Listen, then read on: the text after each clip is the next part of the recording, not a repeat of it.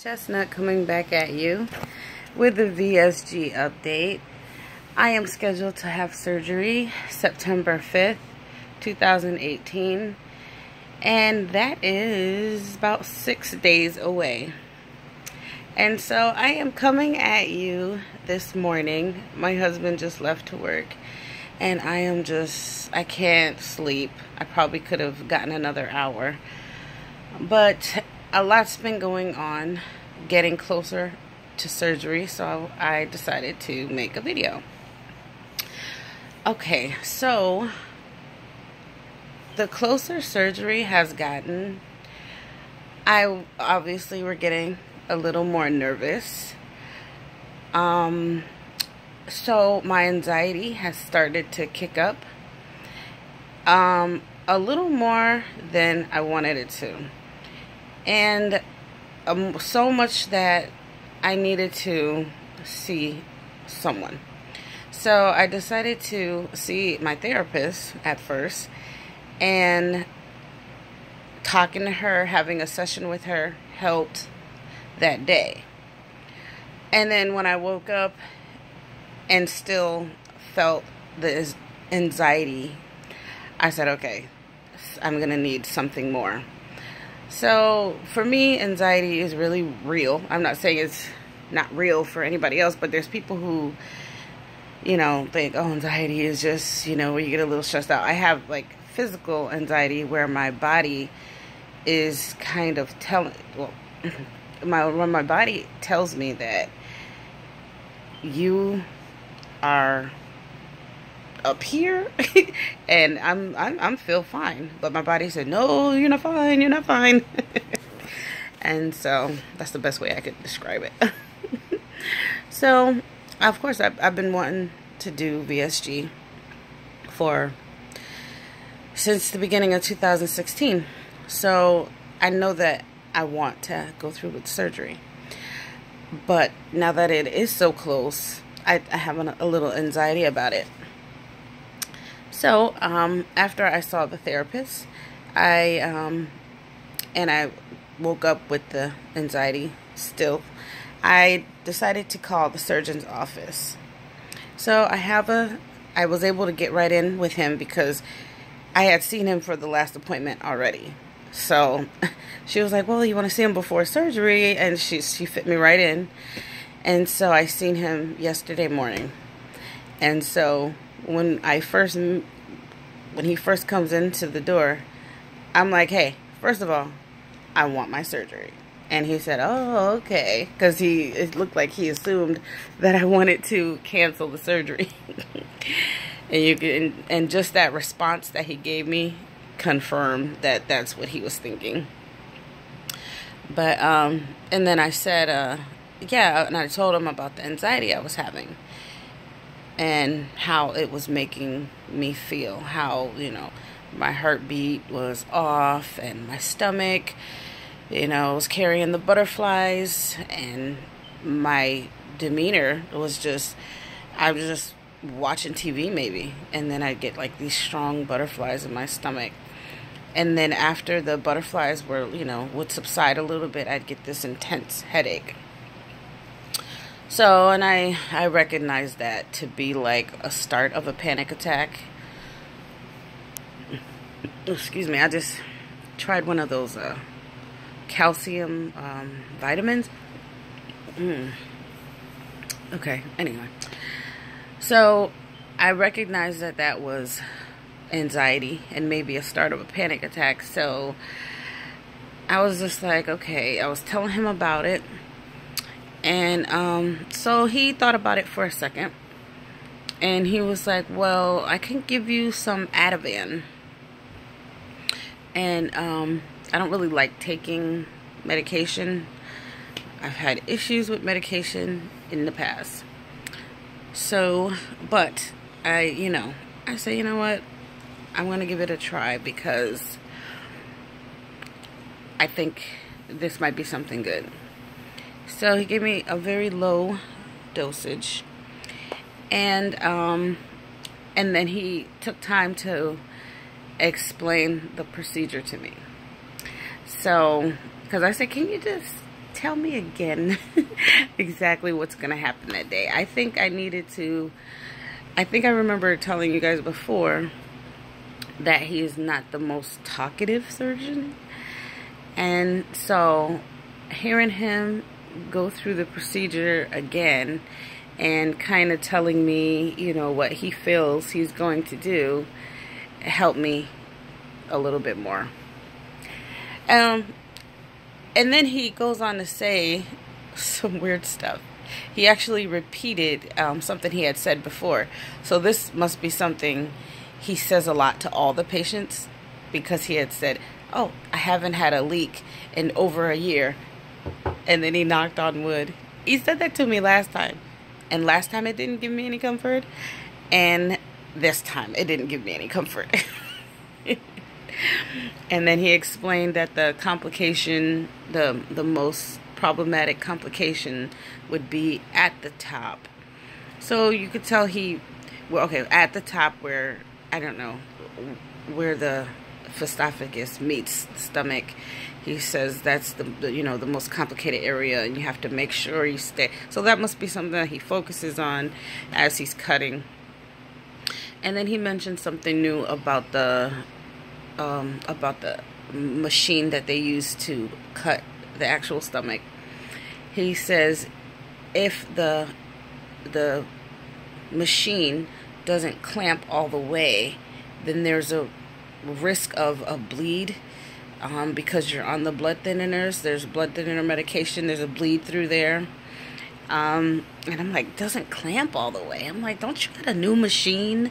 I know I watch Endo Bariatrics, Dr. Alvarez. He's got the most highest class machine. Okay, but I'm not going to Mexico. So I'm having it in the States. My insurance is paying for it. So, but I'm sure they have a good quality cut stomach machine. It's okay. But he's aware of this, and I want to get, sealed nice and tight. So anyway. And so I believe, hi Key, I'm just making a video for YouTube, don't mind me. So after talking with him, I feel better. And so I felt, and also they mentioned to go to the support group. So go to the support group and make sure that, make sure I have the vitamins, or make sure I have a plan for the vitamins, because you don't take the vitamins right after surgery. You take them maybe like a week out. And we talked about my lactose intolerance and stuff like that. Actually, I didn't talk to it about him. I talked to it about the other lady. So he was more focused on getting my prescription for Ativan. And we were talking about the group that same evening. So he gave me my prescription. He told me that, everything's going to be fine, which really is what I needed to hear. And then sent me on my way. And so I came back to group, and group was kind of fun, but I can't relate to anybody there, unfortunately. They're not like other groups that I've seen, like on YouTube. No one likes, they talk a little bit, but they don't want to like exchange information and continue the conversation out there. Maybe I should get on the Facebook like group and try to connect with them that way, but I'm more of a face-to-face type of person with people. But so I went to group, and group was cool because there was a guy who had the VSG surgery, and he had made food. So he's had it for some time now, so he's got all these recipes, and he likes to, show them off, and which is great. So, and I had just had my shake for breakfast and a shake for lunch, and it was already 6 o'clock in the evening, so dinner time, and I was able to get dinner. They had the chicken pesto something, and he had chicken marsala, like a watermelon icy. It's it's really pleasant. I really enjoyed it. I doubt that I will be making anything like that. Maybe the chicken marsala, maybe that. But so it was nice to get dinner. Anyway, as I was there, I talked to her about the vitamins that I had picked up, and she shot down the program coordinator. She shot down every vitamin that I bought, and so I was like, oh, and then she kind of looked at me like, "Are you ready for this?" She said, "Did you listen? Did you listen?" And so I got these here, and these are the calcium plus D gummies, and they have the 1,000 IUs. So I was like, these aren't no good, but I'm not returning these because I've heard that these are good. Also, I got the Flintstones with iron. I've heard this a lot on you know, YouTube, and she shot it down. She said no. And then I got the Vivacan. Now, I think I made a mistake with these. I do. I think I made a mistake with these. But those are still like good to have. I don't know if we're gonna absorb those or not. And I think that's what the argument someone in group was making. So I think that was a learning curve. And I'm going to just get the bariatric vitamins. I am going to just bite the bullet. And those few dollars that I spent on those, I'll probably just let my son have them, my husband, or whatever. Maybe use what I can. But I'm just going to take a loss. And I'm going to, you know, go right through the bariatric advantage. Or the bariatastic. I can't say it right. And just get the vitamins that I need, because that's the last thing I need to stress about is vitamins, you know, with all the anxiety and everything. So I was able to get at the store some broth. I believe these are the ones that they'll use in the hospital. If not this, then the chicken kind. I work in a nursing home, so I remember like seeing these. These kinds are the sodium free. Those probably look familiar to everybody. I also started taking this a couple days ago, adding it to almost everything I drink, just to stay, you know, a little more fluent, because I am on a medication that can, you know, get a little constipation-ish sometimes. What else did I grab? Okay, I grabbed some more protein water and the orange flavor. I had the red flavor and the protein 2.0. What else? So, oh yeah, so I got more because I've been drinking a shake for breakfast and a shake for lunch. So those went quickly, and I'm sure after surgery I'll be drinking a lot less. So I need the lactose free, so I'm not able to drink the Premier Protein.